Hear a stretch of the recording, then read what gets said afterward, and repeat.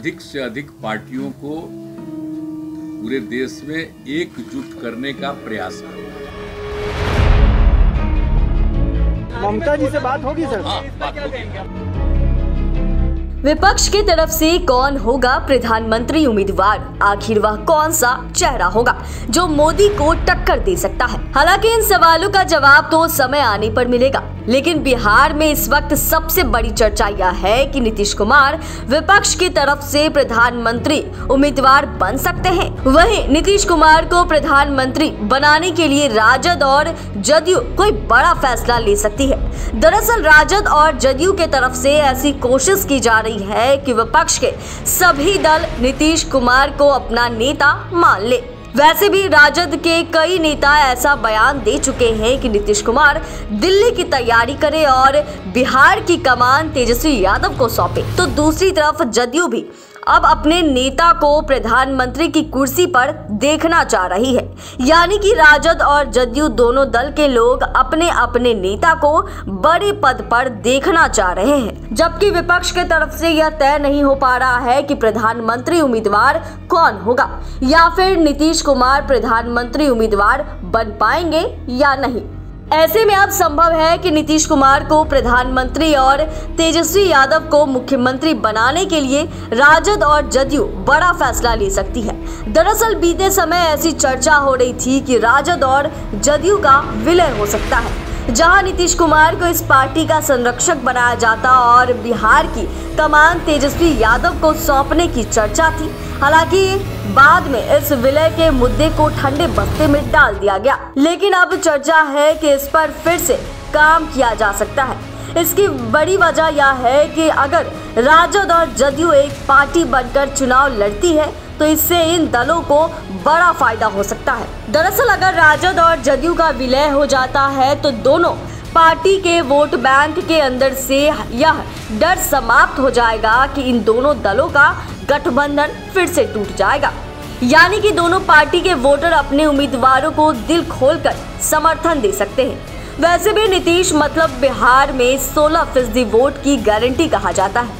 वही चुनावों के आंकड़ों को देखें तो हर चुनाव में उनकी पार्टी को औसतन 22% वोट मिले हैं। दूसरी तरफ बिहार में यादव मतदाता 16% के करीब हैं और इसे आरजेडी का परंपरागत वोटर माना जाता है।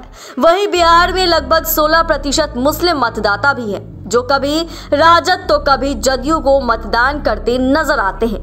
ऐसे में अगर जदयू और राजद का विलय हो जाता है तो लगभग 48% वोट आसानी से इस पार्टी को मिलता नजर आ रहा है, जो कि किसी चुनाव का रुख बदल सकता है। ऐसे में यह पार्टी सिर्फ बिहार में ही नहीं बल्कि झारखंड, उत्तर प्रदेश, पश्चिम बंगाल में चुनाव लड़कर संभव है कि भाजपा को बहुमत के आंकड़े से दूर कर सकता है।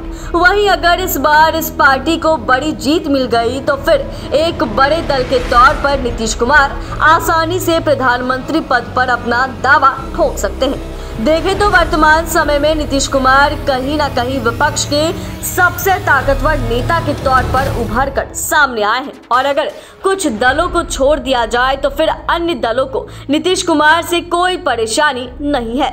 लेकिन इन सबके लिए जरूरी है राजद और जदयू में पहले विलय हो जाए, जो इन दोनों दलों की जरूरत भी है, क्योंकि अगर जदयू अपने दम पर चुनाव लड़कर 16 से 20 सीटों पर जीत हासिल भी कर लेती है तो इतने सीट नीतीश कुमार प्रधानमंत्री पद के लिए दावा नहीं ठोक सकते हैं, जो राजद और जदयू दोनों के लिए नुकसानकारी साबित हो सकता है।